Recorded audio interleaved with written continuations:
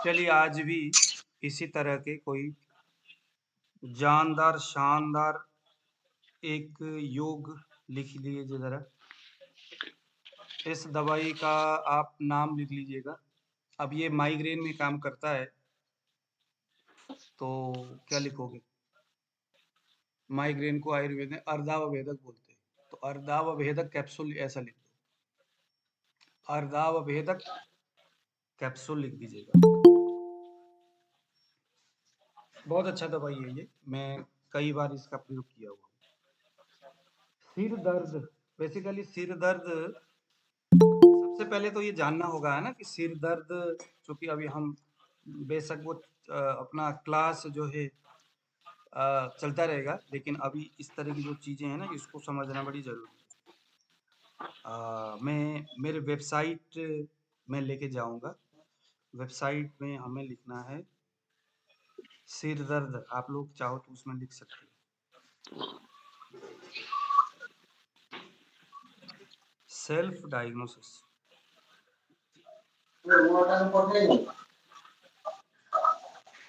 ये जो वेबसाइट है ना वो इसी चीज के लिए, आप लोग सभी लोग अपने अपने ऑडियो को बंद करिएगा प्लीज और ध्यान से सुनिएगा।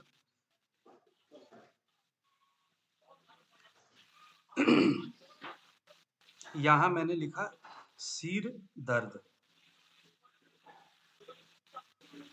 सिर दर्द लिखा। तो देखिए जरा, सिर दर्द अगर आपके पास कोई व्यक्ति आया तो सबसे पहले तो, हालांकि सिर दर्द आयुर्वेद चरक संहिता ने सिर दर्द नाम से तो कोई अलग रोग तो दिया नहीं है, तो सिर दर्द को एक क्षुद्र रोग के रूप में हम देखेंगे, है ना।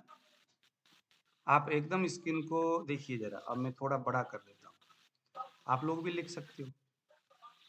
तो सिर दर्द है तो सबसे पहला कौन सा रोग आया ऊपर? ये जो उंगली से ऐसा दिखाया है ना वो उस रोग को बता रहा है। तो निद्रा वेगा वरोध, निद्रा के वेग को रोकने से सिर दर्द है क्या, रोगी से पूछना है। यानी कि आपको रात में ऑडियो किसी ने तो खोला है, अभी ऑडियो खुला है जी किसी का? ओके। आपने क्वेश्चंस पूछना है भैया, नींद रात में नींद रात में नींद आती है क्या? अगला मतलब क्या बात करते हो सर, नींद तो आती ही नहीं है।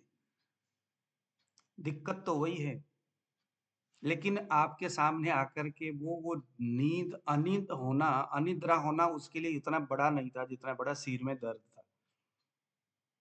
अब उन कारणों को तो रोगी को पता नहीं है ना कि आयुर्वेद किन चीजों के ऊपर आयुर्वेद विचार करता है, क्या देखता है। तो अगला बोलेगा सर मेरे सिर में दर्द हो रहा है। तो आपने अब उसको क्वेश्चंस क्या करना है, ये वेबसाइट आपको देखो कितना बढ़िया समझा देगा। पहले नंबर में अब ये वेबसाइट आपको बता रहा है कि रोगी से पूछो कि भैया रात में नींद आती है क्या? अगर रोगी बोलता है नहीं सर बिल्कुल नहीं आता, तो एक पेन में लिख लो नींद नहीं आती। एक कारण आपको पता चल गया। ये चीज को जानना आयुर्वेद में सबसे मुश्किल वाली बात है। आयुर्वेद में ना दवाइयां ढूंढना कोई इतनी मुश्किल नहीं है, लेकिन ये बात जानना कि उसका मूल कारण क्या है और उसे संप्राप्ति कैसे तय हो रहा है, ये जानना बहुत कठिन वाला मामला है। इसको जानना ही बड़ा औखा है, बड़ा मुश्किल है। तो मान लीजिए कि अगला बोलेगा कि सर मेरे नींद नहीं आती, तो सिंपल सी बात है, उसको अनिद्रा के लिए भी कुछ सोचना होगा। तो आयुर्वेद में क्या है अनिद्रा के लिए? नस्य है, शिरोधारा है, अभ्यंग है, मसाज करना है, स्वेदन है, आराम करना है, दिन में सोना, या भी दिन में बिल्कुल भी ना सोना है। जब बंदा दिन में नहीं सोएगा तो रात में नींद प्रॉपर आएगी, और रात में नींद नहीं आता तो इसका पीछे पीछे हमने पढ़ा था कि भैया वायु भी एक मूल कारण है। जब वायु बढ़ता है तो कफ कम होता है, तो निद्रा कारक जो होते हैं कफ वर्गीय चीजें होती है। यानी जब शरीर में कफ बढ़ता है, विशेष करके अवलंबक कफ जब बढ़ता है, तर्पक कफ, विशेष करके अवलंबक कफ ही, क्योंकि निद्रा का संबंध मन से है, मन का संबंध डायरेक्टली हार्ट से, हृदय से। तो अनिद्रा है तो वहां पर सिरोदर्द की जो दवाई देंगे वो तो देंगे ही, लेकिन साथ में निद्रा जनक भी कुछ करेंगे। तो क्या करें?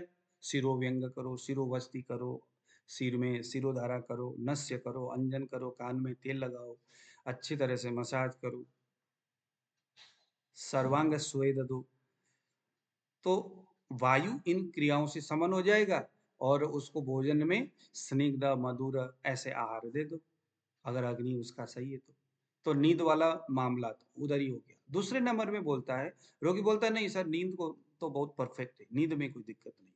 तो दूसरा क्वेश्चन अब वेबसाइट बोलता है भैया इससे पूछ लो यूरिन की क्या स्थिति है।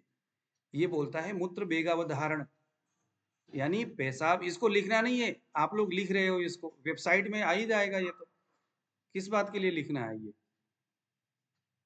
लिख क्यों रहे हो आप लोग? आप उसका उपचार भी बता रहे हो ना? अच्छा उपचार लिखना है, ठीक है। नहीं उपचार तो यहाँ लिखा ही है ना, उपचार आपको या निद्रा वेगावत और वरोध भी क्लिक करोगे तो उसके अंदर वो सारे उपचार आ ही जाएगा। अब कितने सारे चीजें लिखोगे जी, 1 साल तक आपने पढ़ना है, छोटी बड़ी बहुत सारी चीजें, बुक और डायरियां लेके कितने घूमते रहोगे। ये वेबसाइट ऐसा बनाया हुआ है ना कि आपको जब ये पूरा आप इसको देखोगे समझोगे तो लगेगा क्या बात है। सड़क का भी सारा चीजें एकदम आपको जहाँ जितनी जहाँ जिस जैसी जरूरत होगी वहां ये चीज आपके सामने पहुंच जाएगा, एक झटके में पहुंचेगा। मूत्र वेगावत, अब यहाँ यानी कि रोगी को यूरिन अगर रुका हुआ है, मूत्र उदावर्त अगर होगा तो भी सिर में दर्द होना। दूसरे नंबर में छींक बार बार आता था पहले और उसके लिए कुछ दवाई ले लिया तो वो भी है क्षवतो वेग अवरोध। मतलब ये सारे वेग अवरोध इसको हमने पढ़ना है अभी, अभी इसके नेक्स्ट चैप्टर इसी का ही है। फिर आ गया विसूची का, पेट में दर्द होना, चक्कर आना, सिर में दर्द होना, ये लक्षण विसूची का यानी कोलेरा में दिखता ही है। फिर नेक्स्ट है ये विसूची का हो गया कॉन्स्टिपेशन। अब ये कॉन्स्टिपेशन बहुत जबरदस्त है, एक दवाई है जिसका नाम है पथ्यादि गुगुल। अब जिसको कॉन्स्टिपेशन है और साथ में सिर दर्द है तो निश्चित तौर पर उसको पथ्यादि गुगुल दे दीजिएगा। देखो वो पेट को भी साफ करेगा, सिर दर्द भी ठीक करेगा। तो ये जब कॉन्स्टिपेशन में क्लिक करोगे तो वो दवाई यहाँ आ ही जाएगा, आपको कुछ करने की जरूरत नहीं। अग्निमांद्य, वातज अग्निमांद्य भी सिर दर्द बताया है, तो देखो उसको अग्निमांद्य है क्या। और ये कुछ मदात्यय हो गया, मन्यस्तंभ हो गया, सिर के पिछले हिस्से में दर्द होना। गृध्रश्री यानी कि साइटिका में भी सिर में दर्द, मूत्रावृतवात, ये सारे के सारे इसमें मतलब ये अभी आपको देखो अम्ल पित्त में सिर दर्द है, आर्थराइटिस में सिर दर्द है। तो ये सारी चीजें आपको ये जब वेबसाइट आप देखना, प्रतिशाय देखो, प्रतिशाय में सिर दर्द है, उदावर्त में सिर दर्द है। तो ये सारी चीजें देखते हुए जब आप जाओगे, विषम ज्वर, और देखो पोलियो नाम का एक रोग है उसमें भी सिर दर्द है। तो अलग अलग रोग है। तो अब रोज अगर आप इस वेबसाइट से सब चीज करते रहोगे तो एक सिम्टम्स जिसके विषय में आयुर्वेद के अलग अलग जगह में जो लिखा हुआ है वो एक झटके में सामने रख दिया। तो वेबसाइट आपको क्या करेगा, एक तो आप वेबसाइट पूरे चरक संहिता को एक झटके में आपको रिमाइंड करा रहा है। हमने पहले पढ़े थे, हाँ यार वो तो सही था हम भूल गए, लेकिन वेबसाइट आपको याद दिला रहा है। उनमें से जो चीजें आपको लगता है कि यार इसको तो पहले यूरिन नहीं आता था, अभी भी पेशाब नहीं आता, पेशाब रुका हुआ उसकी वजह से, या बहुत ज्यादा पेट में गैस बनता है, मंदाग्नि, उदावरत पेट में गैस बन रहा है, छाती में दर्द हो रही है, सिर में दर्द हो रहा है, गुड़ गुड़ करके पेट में, मंदाग्नि, मुंह में से बहुत ज्यादा सलाइवा आ रहा है, मंदाग्नि। तो देखो कि आयुर्वेद में बताए हुए, ग्रंथों में बताए हुए कौन सा वो जो उसका सिम्टम्स है वो कहाँ जाकर के टच हो रहा है। फिर वेबसाइट में जाइए, उसी जगह में क्लिक करिए, फिर बाकी चीजें पूछिए, उसका कारण भी यहीं पर लिखा हुआ है, आप लोगों ने देखे ही होंगे। उसके पूर्व रूप में क्या क्या सिम्टम्स हो सकता है वो भी देखा है। जैसे अभी मेरे पास ना एक पेशेंट है, वो उस पेशेंट को हाथ में और पैरों में पसीना आता था, हस्तपाद तल प्रस्वेद। अब उसको कुछ भी समस्या नहीं है, उसके अलावा कोई दिक्कत नहीं है। और ये प्रॉब्लम उसका 6-7 साल से, पता नहीं कितने डॉक्टर की यहाँ दवाई खाया, पता नहीं क्या क्या कुछ किया। अब कोई पसीना को बंद करने के लिए तिक्त रस दे रहा है, कोई कुछ दे रहा है, कोई कुछ दे रहा है, लेकिन वो पसीना तभी बंद होगा जब आप उसको उस जगह में पहुंचोगे कि इसका ये पसीना आ क्यों रहा है।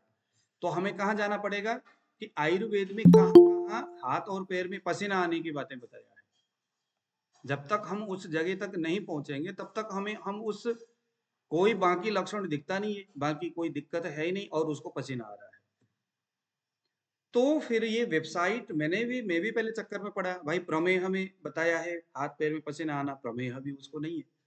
फिर एक जगह यहीं आया है कि कुष्ठ रोग के पूर्व रूप अवस्था में हाथ पैर में पसीना लिखा है, यानी कुष्ठ रोग स्किन डिजीज होने से कुछ साल पहले हाथ पैरों में पसीना आता है। मैं कहा यार इसको कुष्ठ की तैयारी तो नहीं कर रहा है शरीर। फिर मैंने उसको पूछा कुष्ठ के हेतु, यानी किन किन कारणों से कुष्ठ हो सकता है। तो वो लड़का उन सारे लगभग बहुत सारे कारणों को कर रहा था। पूर्व रूप में, कुष्ठ के पूर्व रूप में जो जो लक्षण है वो सारे लक्षण उसमें दिख रहा है। मैं कहा ओ तेरी, ये तो कुष्ठ की ओर तैयारी कर रहा है शरीर। अब वो लड़का जो है उसको मैं दवाई अभी दे रहा हूँ। किसकी दवाई दे रहा हूँ? कुष्ठ की। अब मैं जो चिकित्सा करूंगा कैसे करूंगा? उसके दोषों के हिसाब से, कौन सा दोष है, और क्योंकि कुष्ठ तो अभी रूप अवस्था में तो है नहीं, पूर्व रूप अवस्था में है। पूर्व रूप और रूप अवस्था क्या होता है वो हम आपको बाद में समझाएंगे। वो मैंने टूटी वाला कहानी समझाया था। पानी टूटी से जा रहा है, खेतों में बीज है, बीज को वो सिंचन कर रहा है, वो पानी उस वो जो एरिया है उसको गीला कर रहा है। तो वहां से जो सिम्टम्स बनेंगे उससे, तो रूप क्या है, वहां से पौधे पनप पड़े, उससे कांटे लोगों को चुभने लगा, बकरियां आ रही है, भेड़ आ रहे, गाय आ रहे, सारा गंदगी मचा रहे, कोई गोबर कर रहा है, कोई कुछ कर रहा है, कोई यूरिन आगे कर रहा है। तो ये रूप अवस्था है, यानी वो अभी उस अवस्था रूप अवस्था में नहीं पहुंचा है। किस अवस्था में पहुंचा है? वो पूर्व रूप अवस्था में है। अभी जस्ट पानी उस जगह में जाकर के घूम रहा है, वो तैयारी कर रहा है अपना कुष्ठ। तो आयुर्वेद बोलता है कि कुष्ठ तो है ही नहीं, पूर्व रूप अवस्था में है, या कोई भी रोग के पूर्व रूप अवस्था में ही रोगी आपके पास आया है। तो क्या दोष है उसका परीक्षण करके दोषों की चिकित्सा करना है, और दोष की चिकित्सा करते वक्त कुष्ठ का ख्याल रखना है। कुष्ठ में बताए हुए लेपन नहीं देना है, कुष्ठ में बताए हुए तमाम चीजें नहीं देना है। क्या देना है? दोष क्या है और संप्राप्ति कैसे कैसे तय हो रहा है और उसका हेतु क्या है। पूर्व रूप अवस्था में होने वाले लक्षणों में ज्यादातर हेतुओं को बंद कर दो और उसकी चिकित्सा कर दो, दोषों की, डेफिनेटली रोग ठीक हो जाएगा।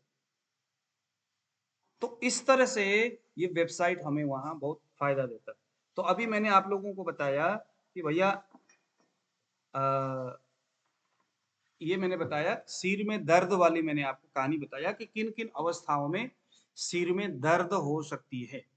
तो उन अवस्थाओं का ख्याल रखना है और पंचकर्म चिकित्सा करते वक्त उन अवस्थाओं की चिकित्सा करनी है। और ये जो अब मैं आपको दवाई बता रहा हूं, साथ में ये दवाई भी उसको दे देना। पंचकर्म चिकित्सा किसकी करना है? उस रोग की करना है। मान लीजिए किसी को कॉन्स्टिपेशन है, तो पंचकर्म की चिकित्सा उसकी करनी है। कॉन्स्टिपेशन यानी मल अवरोध में क्या चिकित्सा करना, उदावर्त है तो पंचकर्म की चिकित्सा जो हम बाद में पढ़ेंगे वो उसकी करनी है, जिसके वजह से सिर में दर्द हो रहा है। और ये जो मैं अभी आपको दवाई बता रहा हूं ये उसको कंटिन्यूसली देना है। तो किसी भी प्रकार का सिर दर्द डेफिनेटली ठीक होगा। चलिए जरा नोट करिए। पहले नंबर में है मुक्तापिष्टि। मुक्तापिष्टि 10 ग्राम मुक्तापिष्टि। हम लोग, अब ये मुक्तापिष्टि किस चिड़िया का नाम है ये भी तो पता चलना चाहिए ना। मुक्तापिष्टि चिड़िया नहीं, मजाक कर रहा हूं। मुक्तापिष्टि किस चीज का नाम है, कैसे बनता है, और क्या खुद बनाया जा सकता है? तो ये भी तो हमें ख्याल रखना होगा, है ना। क्यों आजकल तो बाजार में उसी नाम से दवाइयाँ बहुत डुप्लीकेट मिलता है, पहचान करने के तरीका भी आना चाहिए। तो सारी चीजें भी हम धीरे धीरे सीखेंगे। कुछ क्लास में ऐसे लोग हैं, बुरा ना मानना, जिस तरह से आयुर्वेद सीखा जा सकता है कम से कम 2 से लेकर के 3 साल लग सकता है यदि हम इसी विधि से जाएंगे तो। मतलब डीपली एनालिसिस करते हुए सारी चीजें। देखो ना बीएमएस करने वाले डॉक्टर 5 साल लगा के पढ़ते फिर भी उनको कुछ नॉलेज नहीं होता। तो अभी मैंने आप लोगों से 4000 रुपीज लिया है वन आयुर्वेद के लिए। तो ये तो निश्चित बात नहीं है, निश्चित है कि नहीं भैया वो 1 साल में हमारा ये क्लास होगा, नहीं होगा। या तो हम उस तरह से चले कि 1 साल में खत्म हो जाए, आपको कुछ समझ में आए ना आए। 2 बातें हैं ना। अरे चलो भैया क्या है, हमने तो 1 साल के पैसे लिया हुआ है, पैसा ही तो लिया है, चलो उतना लिया है तो उतने कर देंगे, साल भर तक खत्म कर दिया। कुछ लोग तो 7-8 महीने में खत्म कर देते, लेकिन मेरा सिस्टम वो नहीं है। हम तो किसी बात को गहराई से जाएंगे, समझेंगे, तो उसमें कुछ ज़्यादा टाइम भी लग सकता है। तो वो जो 4000 रुपये जो आप लोगों ने पे किया है, वो 1 ईयर का है जी। अब यहाँ कुछ एक भाई साहब है, अरे सर मैंने तो आपको दे दिया 1.5 साल पहले, कहते आपने तो कहा था पूरा आयुर्वेद पढ़ाएंगे। अरे मैं कहा भैया 4000 रुपये 1 साल के लिए, मतलब आपने जो दे दिया, मैंने कहा 1 साल के बाद और पे कर दो, तो कौन सी बड़ी बात है भैया। 12 महीने तक मैं आपको पढ़ा रहा हूँ, फिर भी आप वो 4000 के मोह में बैठे हुए हो। इससे तो अच्छा या तो एग्जिट हो जाओ, आपको ना तो आयुर्वेद से लेना देना है, ना तो क्लास से। मैं तो 4000 रुपये क्या देता। हम भैया आपको पढ़ाने के लिए रोज कितनी मेहनत करते हैं आप देखो ना, कम से कम 2 घंटा लगता है सारी चीजें समझाने में। पहले तो बहुत सारी चीजें पढ़ो, फिर उसको सूक्ष्म और बढ़िया तरीके से समझाओ, लगता है ना, तो उसका तो बनता है कि नहीं। चलिए जरा, मुक्ता पिष्टी 10 ग्राम, प्रवाल पिष्टी 20 ग्राम, प्रवाल पिष्टी 20 ग्राम, गोदंती भस्म 40 ग्राम, और आगे सीर सुलादी वज्र रस 80 ग्राम। अब देखो ये जो कॉम्बिनेशन जो बना है ना, वो बहुत जबरदस्त बना है। दोबारा रिपीट करना गुरु जी। गोदस्ती मुक्ता भस्म पिष्टी 10 ग्राम,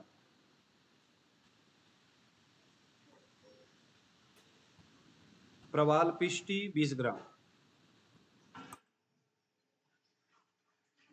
ये कॉम्बिनेशन ना, आप थोड़ा सा अगर आप जानते हो तो ये कॉम्बिनेशन देख करके वाह कहोगे, लेकिन अभी आप लोगों को पता नहीं चल रहा है ना, इसीलिए वाह नहीं कहा।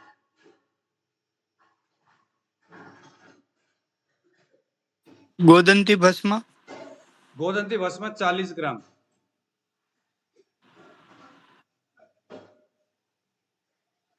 और सीर सुलादी वज्र रस यह 80 ग्राम। सिर सुलादी वज्र रस ये वैसज्य रत्नावली का सिर रोगाधिकार उसमें वर्णन है। इसमें सारे दवाइयां गर्म है, उष्ण प्रकृति के है। 80 ग्राम डाल दिया। इसका मेन जड़ी बूटी, मेन दवाई जो है सिर सुलादी वज्र रस है। मेन वनस्पति सिर सुलादी वज्र रस।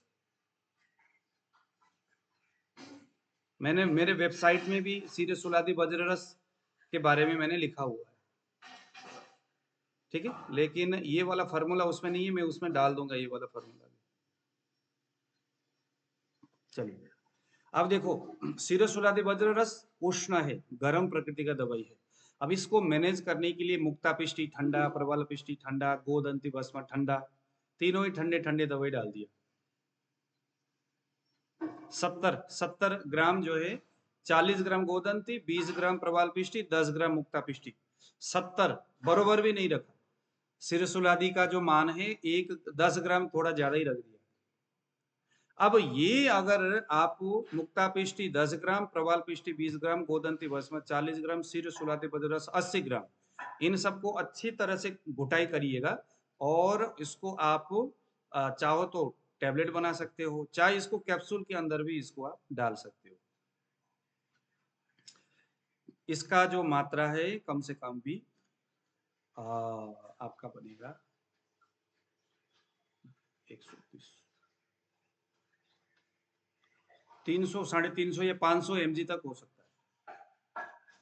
500 mg तक हो सकता है एक एक कैप्सूल। 500 mg का कैप्सूल लेना या 300 mg का कैप्सूल लेना। मतलब ये जो है ना, बहुत परीक्षित दवाई है। अगर कफज है, कफज है, सिरसूल कफज है, तो रात में सोने से पहले सड़बिंदु तेल का नश्य दे देना। अगर पित्तज है तो अणु तेल दे देना नाक में।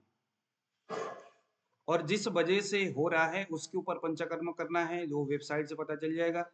और जिस कारण से हो रहा है उस कारण को, हेतु को पूरी तरह से बंद करना। नमस्कार। मैं